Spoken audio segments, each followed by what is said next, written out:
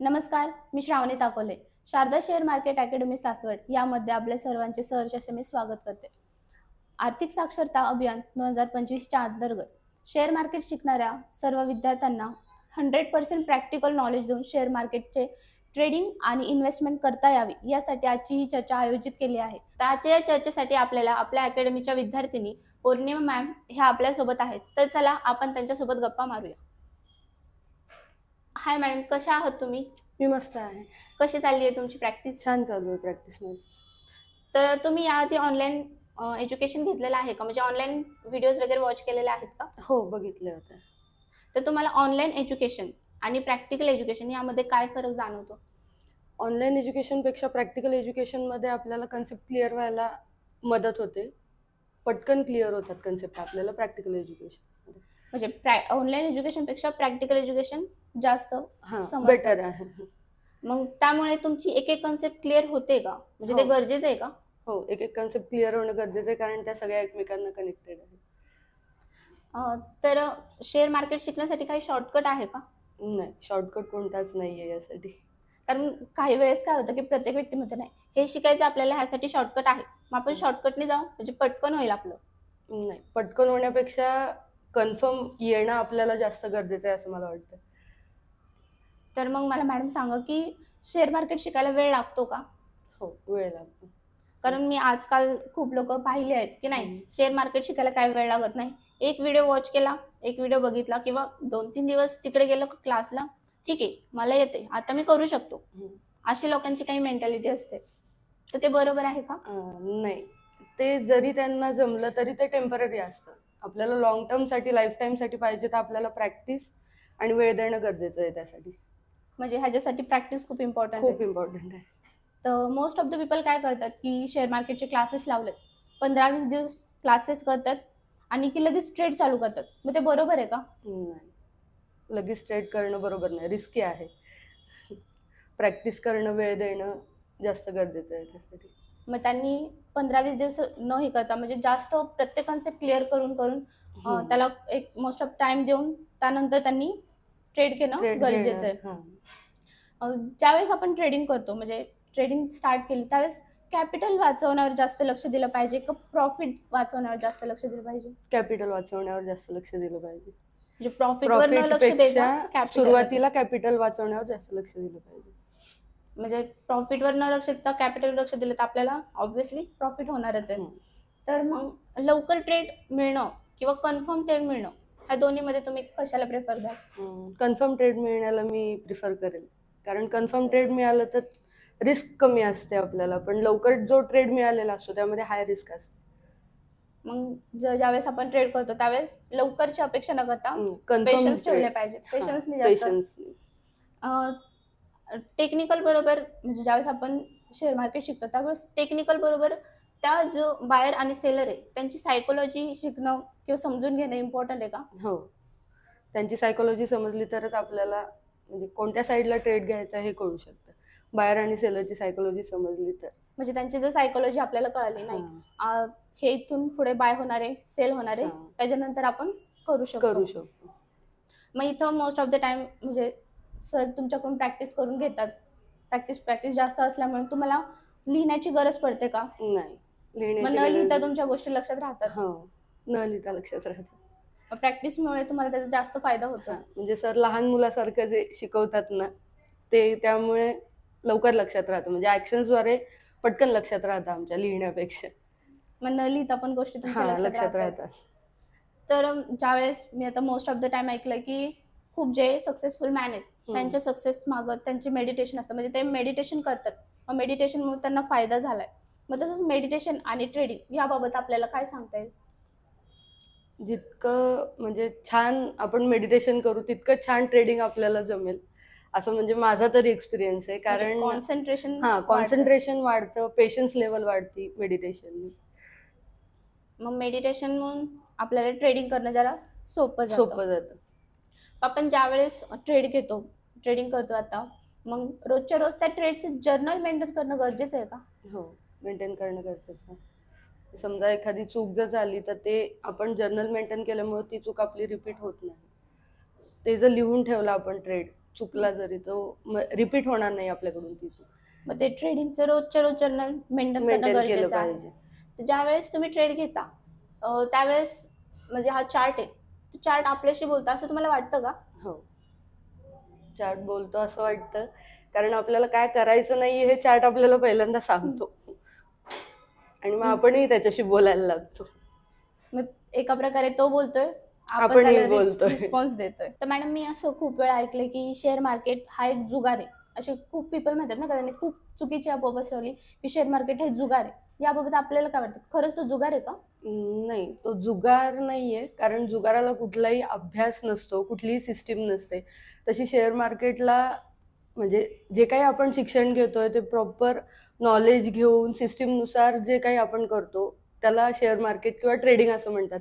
पण जुगाराला कुठलीही सिस्टीम नाही आणि ते मनानेच जे काही असेल ते असतं म्हणजे त्यांनी जुगारामध्ये. फक्त त्या गोष्टीची अफवा पसरवली. हा, अफवा पसरवली की हे ट्रेडिंग म्हणजे जुगार आहे, पण तसं नाहीये. ट्रेडिंग हा एक प्रकारचा इन्कम सोर्स आहे हे त्यांना माहित नाही, पण ते उगाच अफवा पसरवली. तर म्हणजे आजकाल लोक खूप बिझी आहेत, तर त्या बिझी शेड्यूल मधून, म्हणजे तुम्ही पण आता खूप बिझी असाल, पण त्या बिझी शेड्यूल मधून तुम्ही प्रॅक्टिससाठी वेळ काढता का? तुम्हाला वेळ भेटतो? वेळ काढते मी प्रॅक्टिससाठी. खरंच होतं पॉसिबल वेळ काढणं? ठरवलं की होतं. आता सर रोज असं तुमची प्रॅक्टिकली तुमची करून घेतात, रोज प्रॅक्टिस करून घेतात, मग त्यावेळेस प्रॅक्टिकल एक्झामिनेशन आणि ओरल एक्झामिनेशन याचा तुम्हाला फायदा होतो का? हो, फायदा होतो. आपलं रिपीट होत राहिल्यामुळे लक्षात राहतं आणि बाकीच्या कॉन्व्हर्सेशन मध्ये म्हणजे जसं म्हणजे ओरल एक्झामिनेशन मध्ये, त्यामुळे बाकीच्यांची जे उत्तरं असतात त्यामध्ये आपले सुद्धा डाऊट्स क्लिअर होतात. मग ज्यावेळेस आपण ट्रेडिंग करतो त्यावेळेस प्राइसवर लक्ष दिलं पाहिजे का इंडिकेटरवर लक्ष दिलं पाहिजे? प्राइसवर लक्ष दिलं पाहिजे, प्राइसला फॉलो केलं पाहिजे. म्हणजे तुम्ही प्राइसला जास्त प्रेफरन्स देता की नाही, इम्पॉर्टन्स प्राइस आहे, प्राइसवर लक्ष दिलं पाहिजे, इंडिकेटरवर ना लक्ष देता?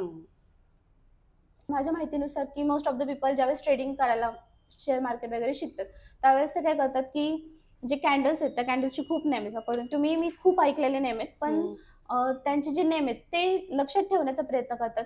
त्यांचे जे वर्क आहेत ते म्हणजे ते लक्षात ठेवत नाही. म्हणजे त्यांचं काय करतात ते ठीक आहे, पहिल्यांदा आपण कॅन्डलचे नेम पाठ करू, ते लक्षात ठेवू आणि नंतर मग त्याचं काम बघू. अशामुळे त्यांचा टाइम पण वेस्ट होतो. मग तुम्हाला काय वाटतं की त्यांचे काम इम्पॉर्टंट आहे का त्यांचे नेम इम्पॉर्टंट आहे? कॅन्डलचं काम जास्त इम्पॉर्टंट आहे नावापेक्षा. म्हणजे कॅन्डलच्या नेम कशी काय नाही, पण त्याचं वर्क जास्त इम्पॉर्टंट आहे. ज्यावेळेस आपण आता शेअर मार्केट शिकतात, खूप लोक शेअर मार्केट शिकतात, त्यासाठी काही एजचे लिमिटेशन आहे का? नाही एवढ्या एजच्या लोकांनीच शेअर मार्केट शिकलं पाहिजे, एवढ्या एजच्या लोकांनी नाही शिकलं पाहिजे? नाही, असं काही नाही. कोणीही, ज्याची इच्छा आहे ते कोणीही शिकू शकतो शेअर मार्केट. म्हणजे तुमचं असं लहानांपासून मोठ्यांपर्यंत कोणीही शिकू शकतं. म्हणजे त्याच्यासाठी काही एज लिमिट नाहीये. म्हणजे शेअर मार्केट हे टेक्निकल आहे, तर टेक्निकल अगोदर तुम्हाला अवघड वाटत होतं, पण आता कसं वाटतं टेक्निकल शिकताना? आता सोपं वाटतंय. खूप सोपं वाटतंय. तर मला सांगा मॅडम की ज्यावेळेस एखादा आपण बिझनेस स्टार्ट करू त्यावेळेस आपण रिस्क घेतो, मग ते रिस्क मॅनेजमेंट शेअर मार्केटमध्ये म्हणजे त्याबाबत आपल्याला काय सांगता येईल? रिस्क घेतलीच पाहिजे, पण मिनिमम कॅपिटलवर रिस्क घ्यायची. म्हणजे जास्त कॅपिटल सुरुवातीला मिनिमम कॅपिटल ठेवलं पाहिजे. तर मॅडम मला सांगा, रिस्क मॅनेजमेंट बाबत आपल्याला काय सांगता येईल? रिस्क मॅनेजमेंट म्हणजे रिस्क घेतली पाहिजे ट्रेडिंगमध्ये, पण मिनिमम कॅपिटलवर. सुरुवातीला कॅपिटल एकदम छोटं ठेवून मग रिस्क घेतली पाहिजे. तुम्ही आता म्हणताय की रिस्क घेतली पाहिजे, रिस्क इम्पॉर्टंट आहे, की मग ज्यावेळेस तुम्ही रिस्क घ्याल त्यावेळेस आपल्याला प्रॉफिट होईल. मग तसंच बाकीचे जे आपले शिकणारे स्टुडंट आहेत, आपले जे व्ह्युअर्स आहेत, त्यांना तुम्ही याबाबत कोणती केअर करायला सांगाल? केअर हीच की आपलं कॅपिटल मिनिमम ठेवलं पाहिजे सुरुवातीला. जोपर्यंत आपल्याला प्रॉपर ट्रेडिंग येत नाही तोपर्यंत आपण लिमिटेड कॅपिटलमध्ये ट्रेडिंग केलं पाहिजे. तर मॅडम मला सांगा की तुम्ही ट्रेडिंग करायला स्टार्ट केलंय का? म्हणजे तुमच्या मते केलंय का तुम्ही स्टार्ट? थोडे म्हणजे छोटे ट्रेड सापडतात मला, छोटे ट्रेड घेते. मग तुम्ही स्टार्ट केलंय? स्टार्ट केलं. तर मग ट्रेडिंग करताना एक्झॅक्ट किती रुपयापासून ट्रेड केलं पाहिजे? म्हणजे स्टार्ट कितीपासून केलं पाहिजे? म्हणजे माझं स्वतःचं कॅपिटल सुरुवातीचं 500 रुपये होतं. मिनिमम जितकं मिनिमम होईल तेवढ्या मिनिमम कॅपिटलवर ट्रेड केलं पाहिजे म्हणजे सुरुवातीला. म्हणजे कमी ह्याच्यावरती कमी स्टार्ट केलं पाहिजे. तर मॅडम माझा पुढचा प्रश्न असा होता की स्टॉप लॉस गरजेचा आहे का? हो, स्टॉप लॉस खूप गरजेचा आहे. म्हणजे तुम्ही म्हणताय की स्टॉप लॉस गरजेचा आहे, तर स्टॉप लॉस आणि प्रॉफिट या दोघांबाबत आपल्याला काय सांगता? म्हणजे दोघांमध्ये इम्पॉर्टन्स कशाला आहे? स्टॉप लॉस आणि प्रॉफिट मध्ये जास्त इम्पॉर्टन्स स्टॉप लॉसला आहे. म्हणजे स्टॉप लॉस जर आपल्याला आपला माहित असेल तर आपलं जो एक्सेसिव्ह लॉस जो आहे त्यापासून आपण वाचतो. एका ठराविक लिमिटलाच आपण तेवढा लॉस घेऊन बाहेर पडतो. म्हणजे स्टॉप लॉस इम्पॉर्टंट आहे प्रॉफिट पेक्षा. ज्यावेळेस आपण ट्रेडिंग करतो मग त्या ट्रेडिंगमध्ये मिस्टेक होणं स्वाभाविक आहे का? हो, मिस्टेक होणं स्वाभाविक आहे, पण ते मिस्टेक्स म्हणजे जसं आपलं मगाशी बोलणं झालं ट्रेडिंग जर्नल मेंटेन करणं गरजेचं आहे, तसं त्यामध्ये त्या लिहून ठेवल्या तर त्या रिपीट होत नाहीत. त्या रिपीट नाही झाल्या पाहिजेत. मिस्टेक्स होतात पण त्या रिपीट नाही झाल्या पाहिजे. म्हणतात ना की चुकीतून शिकलं पाहिजे, पण ती चूक पण तेवढी लिमिटमध्ये असली पाहिजे. जर जास्त झाली तर एक प्रकारचं पुढे आपल्याला लॉस होऊ शकतो. तर तुम्ही ट्रेडिंग करायला म्हणजे शिकताय तुम्ही आता ट्रेडिंग करायला, तर तुम्हाला हळूहळू ट्रेडिंग करायला जमतंय का? हो, जमतंय. मग आता कसं वाटतंय हळूहळू शिकताय तुम्ही? कसं वाटतं की नाही ट्रेडिंग करतोय आपण, बाकीच्यांकडे बघून पण असं वाटतं नाही का हे पण करतात आपण पण त्यांच्यासारखं शिकलोय, आपण पण करतोय? छान वाटतंय ट्रेडिंग करताना. म्हणजे जे जमत नव्हतं मला इतके दिवस ते आता मला हळूहळू जमायला लागलं. तर माझा पुढचा प्रश्न असा होता की इंट्राडे, शॉर्ट टर्म आणि लॉंग टर्म आता तुम्ही शिकत आहात, तर त्याची प्रॅक्टिस कशी चालू आहे? प्रॅक्टिस छान चालू आहे. म्हणजे इंट्राडे आणि शॉर्ट टर्म दोन्हीची प्रॅक्टिस छान चालू आहे. लॉंग टर्मवर मी अजून तेवढं फोकस नाही केलेलं, पण या दोन्हीची चालू आहे प्रॅक्टिस माझी. मग दोन्हीची छान चालू आहे प्रॅक्टिस. तर आता तुम्ही ट्रेडिंग करताय, शेअर मार्केट शिकताय, तर त्यावेळेस प्रॉफिटेबल ट्रेड म्हणजे ज्यावेळेस आपण ट्रेड करतो त्यावेळेस असं प्रॉफिटेबल ट्रेड दिसतो आपल्याला, म्हणजे तुमची वाट पाहते असं तुम्हाला वाटतं का? हो, म्हणजे वाट बघतच असतो. प्रॉपर एंट्री मिळाली तर मग तो म्हणजे तुमचा प्रॉफिट वर चाललंय म्हणजे तुमचं छान वाटतं. म्हणजे ज्यावेळेस आपण ट्रेड करतो तिथं चार्ट समोर शांतपणे बसून म्हणजे शांतपणे बसायचं आणि आपल्याला दिसलं आता संधी दिसते आपल्याला की मग त्याच्यानंतर ट्रेड घेणं म्हणजे हे बरोबर आहे का? म्हणजे तुम्हाला काय वाटतं की शांतपणे बसायचं, जर आपल्याला दिसली ना संधी आहे समोर तरच ट्रेड घ्यायचा? बरोबर आहे. म्हणजे शांत बसण्याला ट्रेडिंग मध्ये शांत बसण्याला सगळ्यात जास्त महत्व आहे. प्रॉपर एंट्री मिळेपर्यंत तुमचे पेशन्स तेवढे राहिले पाहिजेत. घाई केली तर मग आपलाच लॉस आहे. मग तुम्ही शांत बसून नंतर तुम्हाला दिसली संधी समोर आहे की ट्रेड दिसतोय आपल्याला, तर त्यामुळे तुम्हाला असं हळूहळू जमतंय का ते ट्रेड घेणं? हळूहळू जमतंय. सुरुवातीला जमत नव्हतं तेवढं शांत बसून, पण आता जमतं. सुरुवातीला नव्हतं जमत, आता तुम्हाला हळूहळू जमायला लागलंय. तर प्रॉफिटेबल ट्रेड अगोदर चुकीचे ट्रेड थांबवणं गरजेचं आहे का? हो, चुकीचे ट्रेड थांबले म्हणजे सिस्टीम नुसार गेलो तर चुकीचे ट्रेड आपले हळूहळू थांबतात. मग ते आपण थांबवू शकतो. चुकीचे ट्रेड थांबले की आपोआप प्रॉफिटेबल ट्रेड चालू होतात. तर आपल्या शारदा शेअर मार्केट अकॅडमीने एक लाईफ टाईम सपोर्ट तुम्हाला उपलब्ध करून दिला आहे, त्याबाबत आपल्याला काय वाटतं?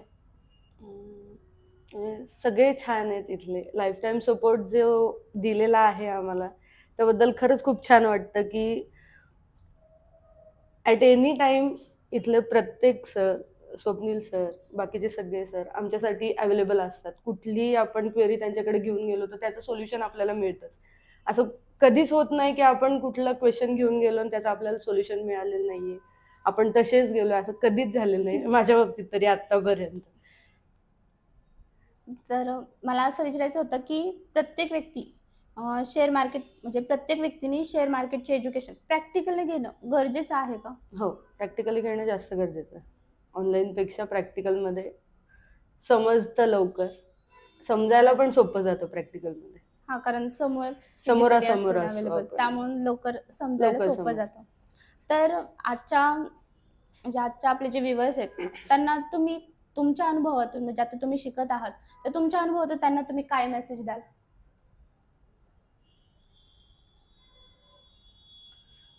मेसेज असं म्हणजे प्रॅक्टिकल एज्युकेशन गरजेचं आहे आणि सुरुवात करताना मिनिमम कॅपिटल पासूनच सुरुवात करायची.